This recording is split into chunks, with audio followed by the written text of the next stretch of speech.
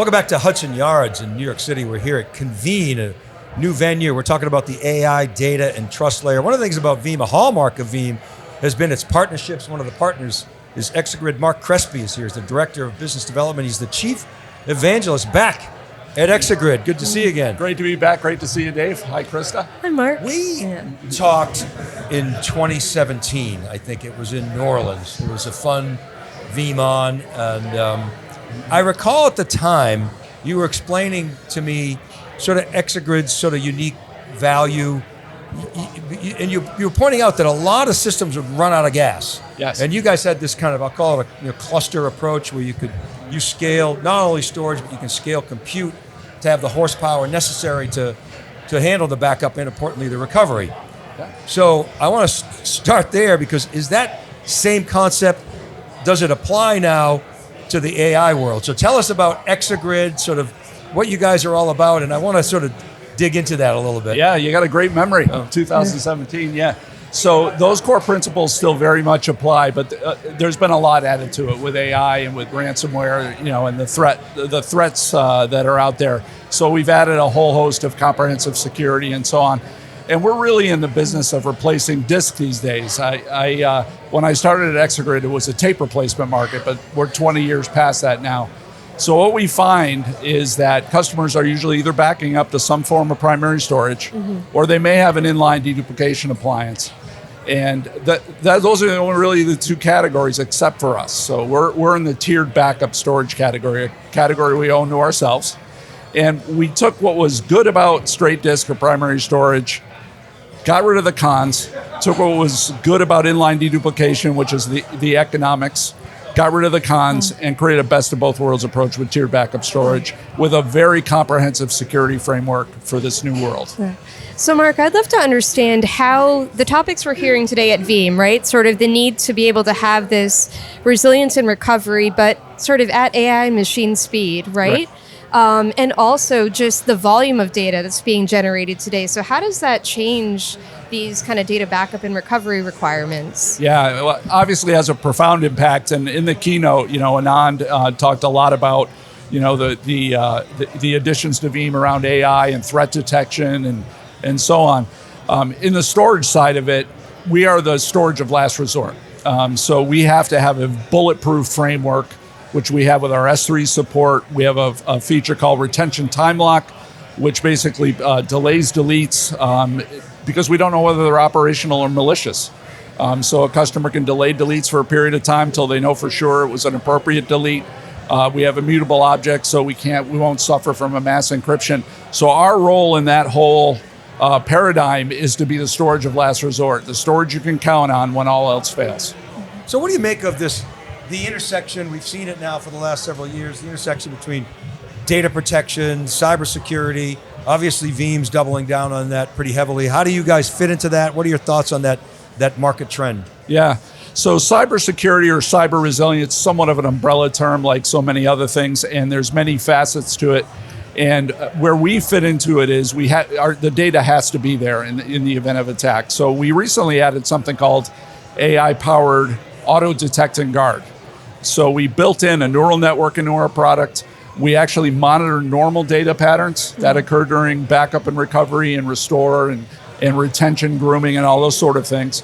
And if we see a pattern based on what we've learned previously that does not match what we've learned previously, we will alert the administrator, we alert the security officer in the organization, and then they can take appropriate action. They can indicate this was an expected behavior, and it's going to occur again, so AI, the neural network will learn from that and not alert again.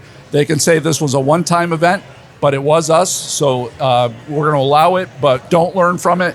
And then the third one is this is actually an attack, and at which point everything's frozen and the customer can go into recovery mode. So Mark, there are, I'll call them macro market changes. Yeah. Cloud, work from home, containers, Yep. right? AI. Okay, those are the sort of the big market vectors that you have to navigate. Yeah. And there's also these other sort of, I'll call them micro technology changes. And one of the things that AI, you hear about AI factories, has brought in is, and ever since I've been in this business, there's been a storage hierarchy. There's been, memory up top and tape down the bottom and everything else in between. And Right. it's actually getting more and more granular. You know, you go to NVIDIA GTC, you hear about SRAMs and high bandwidth memories and low power memories and KV caches and all this stuff. Sure. Of course, flash is in there, spinning disk is Seagate's going through the roof, you know, their stock price, Right. that's back. Tape is still alive. So the hierarchy is getting more granular. Yep.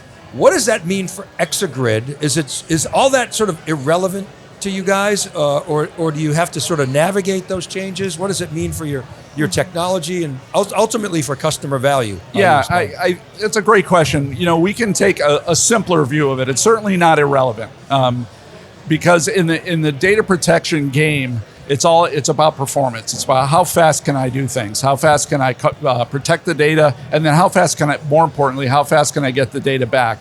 At the storage level, it's sort of simple, right? You've got hard disk drive technology. We still lead the industry in performance for that. In fact, we've won bake-offs against other SSD products with our HDD product. However, we also just introduced a whole line of SSD only products. There are certain customers in certain scenarios where they want that level of SSD performance. They want the green benefits, the rack space power cooling, and we offer that as well.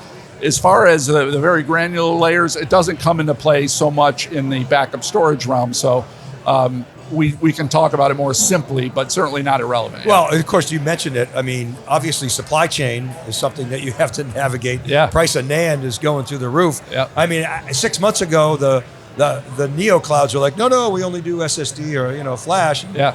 Now they're like, where can I get me some spinning disk? And, Yeah. Well, I have a good plug for that.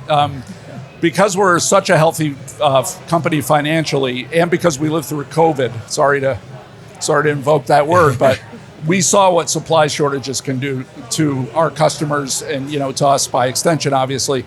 So we made some very strategic investments up front, bought way ahead on components and so on. So unlike many, we're able to still say to customers that our prices have not gone up significantly. We can still ship product in 1 to 3 days from the time you order it. It'll be on site and ready to go. We're hearing from our customers that with other products, the quotes are only valid for a day or two. We still kept our window for quotes. That they won't get product for 7 or 8 months or longer, and we've been able to navigate all of that, and we'll be able to at least through the end of this year, if not longer. That's great. I mean, I think NAND is more volatile than the price of oil these days. So, 70% in just the last couple of months. It's incredible. It is incredible. Yeah. So, talk a little bit about your relationship with Veeam. Sure. It goes back, many years. How has it evolved? Where do you guys want to see it go? Yeah, so it's a long-standing relationship with Veeam, and I can remember in the early days some of our early meetings together, and they started talking about this thing called instant restore. Yeah. And it was the first time we heard the phrase, and in fact, Anand today mentioned that they had invented it and pioneered it. We realized at that time that we were really in the backup storage realm, now what we call tiered backup storage, uniquely positioned to support that capability, because unlike the inline deduplication appliances where everything is deduplicated on the way in and stored fully deduplicated, we have that tier we call our landing zone, which is our restore tier. And that data is not deduplicated. It's in whatever form the backup application, in this case Veeam, sent to us. We also have those copies deduplicated for economics, but when it comes to things like instant restore, we can go ahead and serve that up with very high performance. And then our scalability as well has continued to be a very important thing with Veeam. So as Veeam continues to innovate and evolve, we're always looking for opportunities for us to deeply integrate, because unlike primary storage and secondary storage, that sort of multi-purpose, use it for whatever, we are built for this purpose, and therefore we can deeply integrate with our partners and really highlight the technology they bring to bear that you can't do with regular old disks because the infrastructure is not there. What can you tell us about Exagrid as a company? You mentioned you're profitable. Yeah. For those who may not be familiar with the company, a little bit about the history. Sure. I think of you as, you're not one of these companies that's always just trying to, ride the next wave necessarily. Yeah. You ride waves, but you stick to your knitting. So tell us more about the company. Yeah, and I've been there pretty much from the beginning, so Right. I can give you a bird's eye view. bird brain's eye view, however you want to look at it. So we, like I said, we started when tape was still roaming the earth, dinosaurs, and people were just itching to go to disk. But we made a couple of fundamental decisions at the beginning that other vendors didn't make. One was this whole idea of deduplication. You have to have it for economics. It's a must-have. Otherwise, disk is too expensive. But it can be a performance hit if you don't do it appropriately. So we avoided monolithic inline deduplication and said, we need something adaptive that favors the backup window, favors the restore time, but still does things in parallel so that customers have all the deduplicated data stored, replicated, et cetera. The other thing we got fundamentally right at the beginning was scalability. We recognized that this was a high throughput game. It wasn't a game where you could have a single point of entry into a product and that thing was going to do all the work no matter how much capacity you strap to it. So we came up with scale out as a way of always adding performance with capacity. So every Exagrid appliance in a scale out system is a full server with network, processor, memory, disk, etc. So if my workload doubles, my performance profile doubles. And then more recently, we focused very early on the coming ransomware threats and security and developed a very robust, comprehensive security framework that makes sure that all of our customers can recover from a ransomware event from Exagrid. Okay, so I was going to ask you what you optimize for. Yeah. Obviously, you optimize for resilience based on that last statement. Right. You optimize on getting the data off fast into your system and recovering quickly. Are those the three big optimization points? They are, and it's shown in our numbers. We're really the only vendor in this space growing double digit at this point, year over year over year. And the other thing is we're really the only ones with a purpose-built product in this category that's still aggressively innovating. Primary storage innovates in its zone and so on, secondary storage. The inline deduplication products seem to slow down. There's just not many blockbuster new capabilities coming out, yet year after year after year, we're innovating very aggressively. We've got a great engineering team, and because we're built for this purpose, we're not a general purpose product.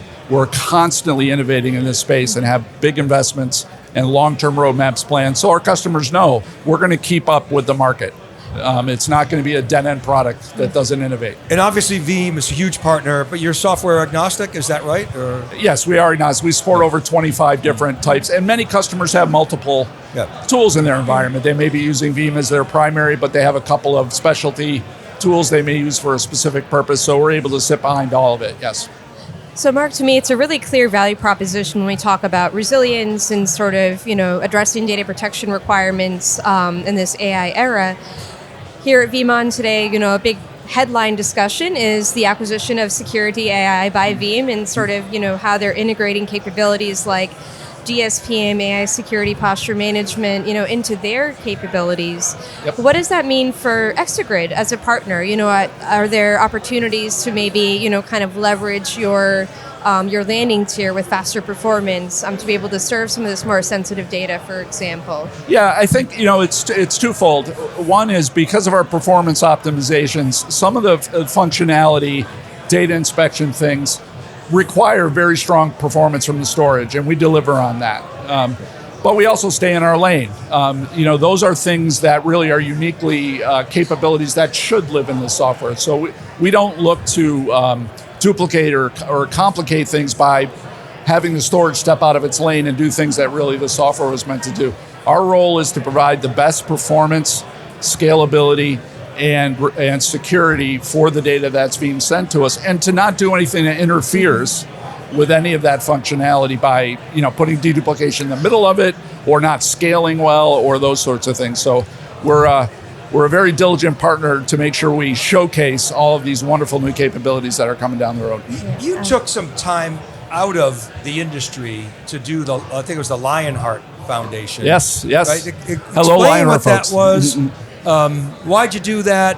What brought you back into the industry? Yeah, a little personal. Yeah, great question. Side. Yeah. I have been in technology for a couple of decades, and I just wanted to see if I could try something completely new that I didn't understand. So I saw this wonderful organization, and they needed an executive director. I didn't think, honestly, that they would give me a second look, but I wrote a letter to the founder and I was there for 2 years, and it's a wonderful, wonderful organization, the Lionheart Foundation. And I'm on the board now of the organization, and the work they're doing is so incredible and so important. I'm honored to have been a part of it and to remain a part of it. And the focus is on mental health, yes? Yes, is that right? yeah. It's for, it deals with the fact trauma-impacted populations. So, I think we overlook the role trauma plays in society and the dysfunction that we see in society. So it's about programs that help people to heal, recover from trauma, and lead productive lives. And I miss technology. I love both, but when it came time talking to Mr. Andrews, our CEO, on the phone, he said, well, why don't you come back here? And I'm like, I'd love to. Well, welcome back to the arena, Mark. Thank Thanks you. so much for Thank coming you. on theCUBE. Appreciate Yes, it. thank you. All right, and thank you for watching. This is Dave Vellante for Chris the Case. We're here at VeeamON 2026 in the Big Apple. Right back, right after this short break.